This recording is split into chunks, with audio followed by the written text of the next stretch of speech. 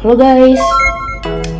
Oke, dalam video kali ini sebenarnya gue mau sedikit sharing sih, agak random, cuman ya lagi kepingin cerita aja gitu loh ke kalian semua, tentang cerita atau kisah yang gue alamin dulu gitu loh. Ini cerita sebenarnya random, cuman emang pengen gue sampein aja, pengen gue ceritain aja, karena kebetulan gue juga nggak ada temen curhat, jadi makanya gue curhat aja ke kalian. Agak lucu sih ceritanya, maksudnya kalau diingat-ingat lagi tuh ada suatu hal yang pengalaman lucu ya, salah satu kayak fase-fase. Jadi pada waktu gue itu ada di kelas 1 atau kelas 2 sekolah menengah pertama itu SMP, itu kan lagi booming-boomingnya sinetron. Sebenarnya dari SD itu udah booming banget yang namanya sinetron di Indonesia ini ya kan.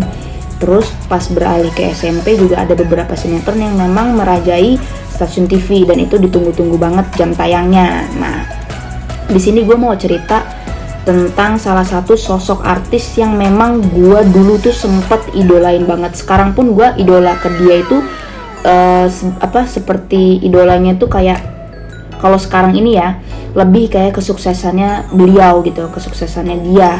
Bisa sukses dalam dunia entertainment, dalam dunia entrepreneur juga.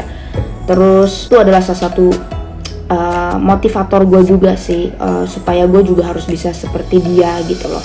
Tapi kalau kita tarik ulur ke belakang sedikit, rupanya orang ini pernah juga menjadi idola gue dalam segi acting, dalam segi kayak kemunculannya dia itu benar-benar menarik perhatian gue gitu loh.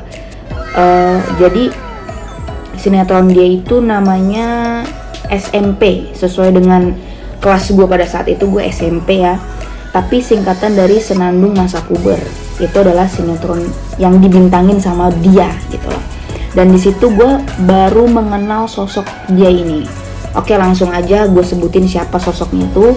Dia adalah Raffi Ahmad. Siapa sih yang gak kenal Raffi Ahmad? Aduh, hari gini 2021 namanya Raffi Ahmad itu udah kayak bisa dibilang bahkan mendunia ya. Kalau di tanah air tuh udah kayak hampir seluruh warga Indonesia plus 62 itu kenal sama sosoknya Raffi Ahmad ini gitu kan. Iya, jadi awal mula gue suka sama Raffi Ahmad itu karena buat gue tuh dia sosok yang lucu gitu ya, lucu. Kemunculan dia di layar kaca itu menarik perhatian gue, sampai kalau mau diceritain tuh ya panjang sebenarnya, cuman gue akan persingkat dan garis besarin aja gitu ya kisah ketertarikan gue sama sosok Raffi Ahmad ini. Dan gue pure hanya mengidolakan dia karena memang pada saat itu anak-anak seusia gue itu nonton lah acaranya dia gitu, sinetronnya dia ya kan. Ternyata itu sinetron pertamanya dia juga ya, kalau nggak salah tuh di tahun 2000, gue inget tuh 2004 ya, itu gue SMP sih.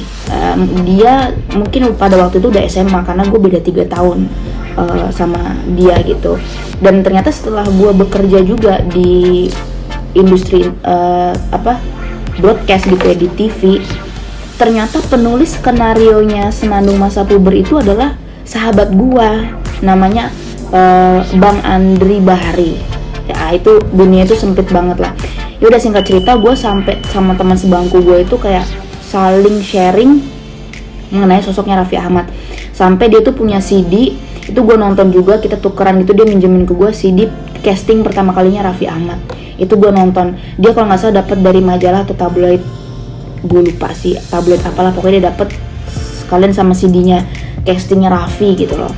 Itu gue ngefans banget sampai dulu gue langganan salah satu koran besar ya ternama. Ada di salah satu halaman ada poster Senandung Masa Puber, poster sinetronnya. Itu bentuknya kayak persegi panjang gitu. Di situ si Raffi itu lagi duduk di meja, mungkin temanya dinner kali ya.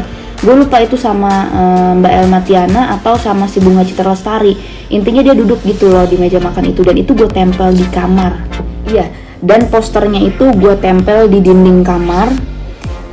Warna posternya itu udah berwarna itu dominasi warna merah orange, sama di bawahnya itu sedikit warna biru keunguan ya. Warnanya seperti itu, dan itu ada tulisannya Senandung Masa Puber gitu kan.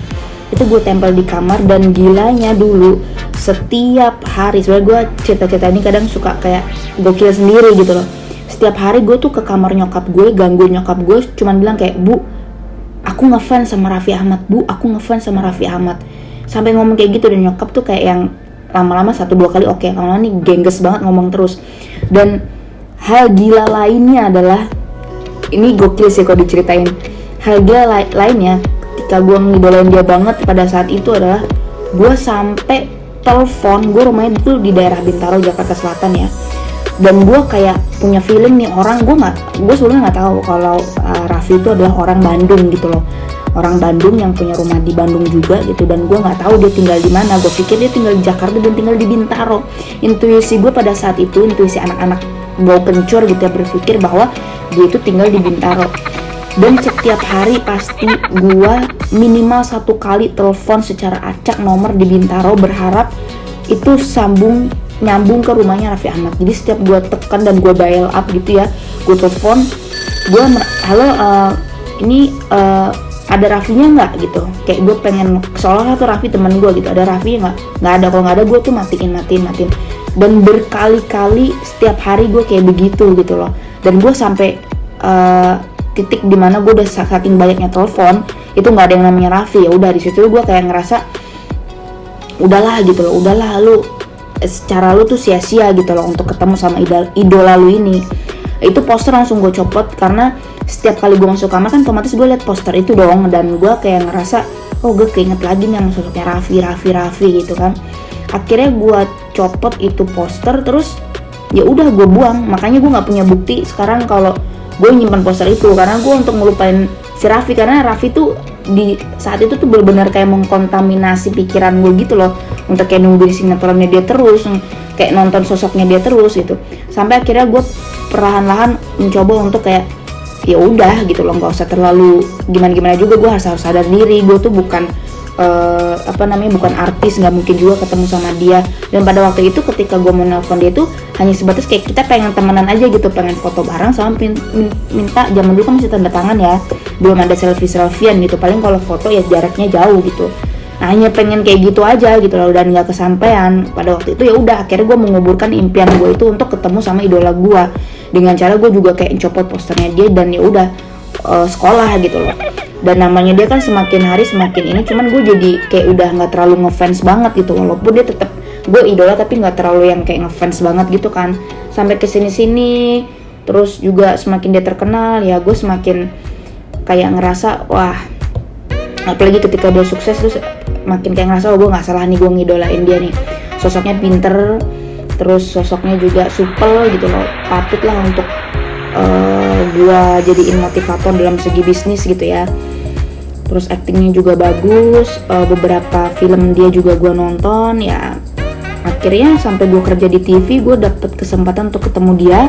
Cuman di situ kan gue udah nggak terlalu ngefans banget ya, dan karena gue udah sering juga bersinggungan sama artis, jadi ya ketika ketemu sama dia gue pure profesionalitas gue kerja gitu loh. Gue wawancara dia, di situ gue bener-bener ngomong sama dia tuh secara face to face, dan itu jaraknya deket banget di gedung RCTI pas setelah selesai acara Dahsyat.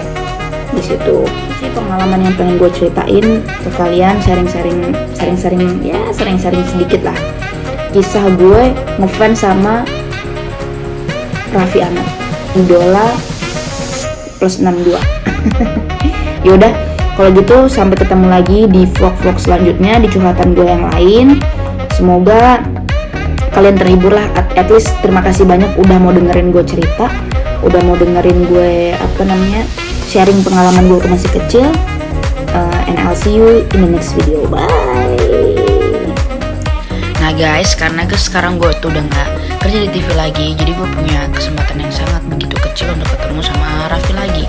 Nah, gue berharap semoga suatu saat gue bisa ketemu sama dia, dan keinginan gue cuman seumur hidup gue pengen 1 kali aja foto sama dia. Dan gue mau say thank you karena dia udah menjadi motivator gue, yang memberikan motivasi untuk gue bisa sukses seperti dia. Oke guys, doain ya semoga aku bisa ketemu sama Raffi dan minta foto.